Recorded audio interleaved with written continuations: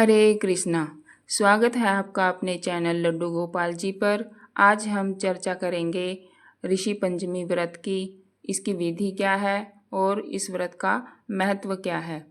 ऋषि पंचमी व्रत का महत्व। यह व्रत भाद्रपद मास शुक्ल पक्ष की पंचमी तिथि को ऋषि पंचमी व्रत किया जाता है। यह व्रत विशेष प्रकार से महिलाओं के लिए महत्वपूर्ण माना गया है।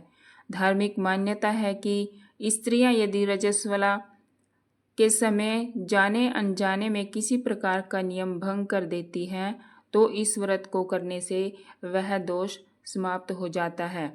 इस दिन सप्त ऋषियों की कश्यप ऋषि, अत्रि ऋषि, भारद्वाज ऋषि, विश्वामित्र ऋषि, वशिष्ठ ऋषि, जमदग्नि ऋषि और गौतम ऋषि की पूजा की जाती है।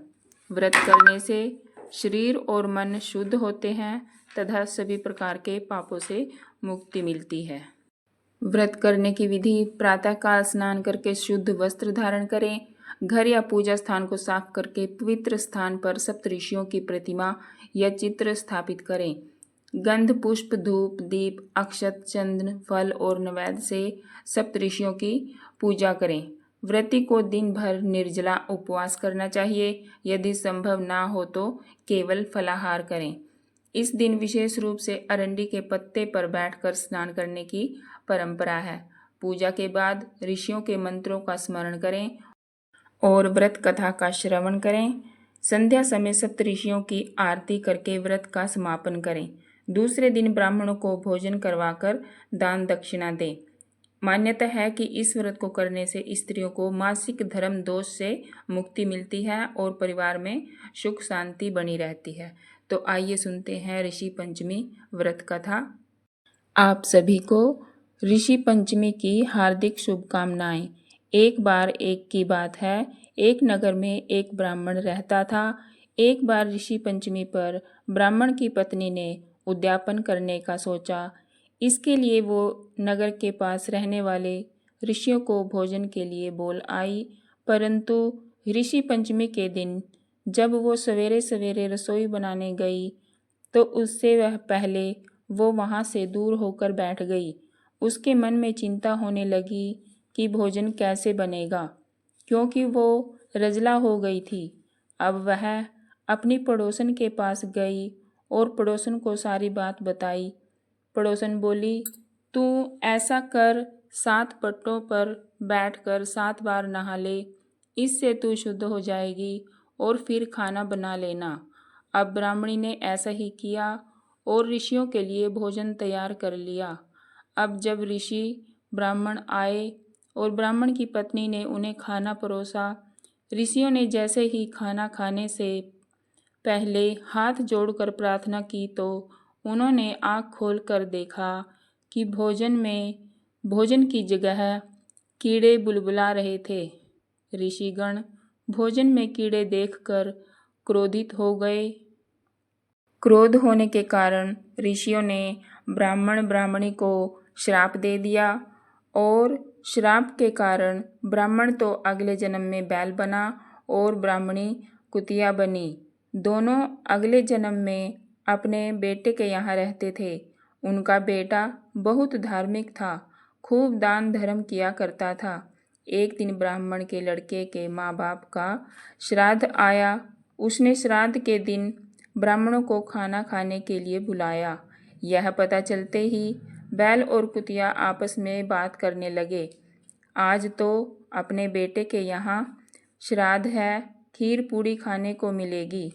उस ब्राह्मण के बेटे की बहू बहुत ही पतिव्रता थी।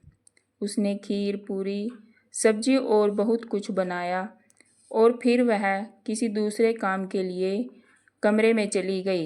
इतने में वहाँ एक सांप आया और उसने खीर में विष का वमन कर दिया।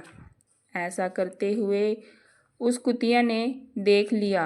अब कुतिया बनी ब्राह्मणी ने सोचा कि अगर यह खीर ऋषियों ने खा ली तो इसके बच्चों पर ब्रह्म हत्या का दोष लगेगा। उसने उन्हें बचाने के लिए उस खीर के कटोरे पर जाकर मुंह लगा दिया। जैसे ही उसने मुंह लगाया, उसकी बहू ने उसे ऐसा करते हुए देख लिया।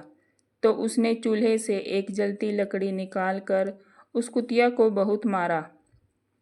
इतना मारा कि उसकी कमर ही टूट गई और बहू ने अब परेशान होकर पूरी रसोई का खाना फेंक दिया और फिर से नया खाना बनाया और सभी ब्राह्मणों को अच्छी तरह से जिमाया।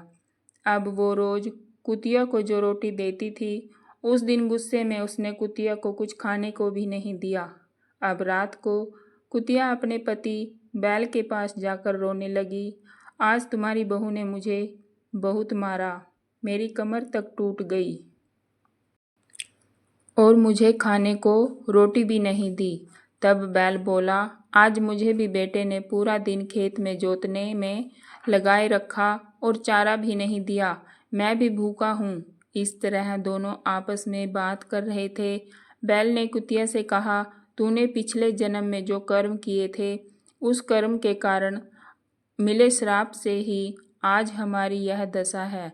संयोग से यह सारी बातें उनका बेटा सुन रहा था। जब वो यह सुनता है तो बहुत दुखी होता है और फिर जाकर उस बैल को चारा देता है और पानी पिलाता है और कुतिया को भी रोटी देता है और मन ही मन बहुत पछताता है। और दूसरे दिन सुबह होते ही वो बहुत ही बड़े सिद्ध ऋषि के आश्रम में पहुंच जाता है और अपने माता पिता की स्थिति के बारे में उन्हें बताता है। तब ऋषि अपने तप से जान जाते हैं कि उसके माँ बाप के साथ ऐसा क्यों हुआ। वह कहते हैं, तुम्हारी माता ने रजस्वला होने पर भी ऋषियों को भोजन कराया था।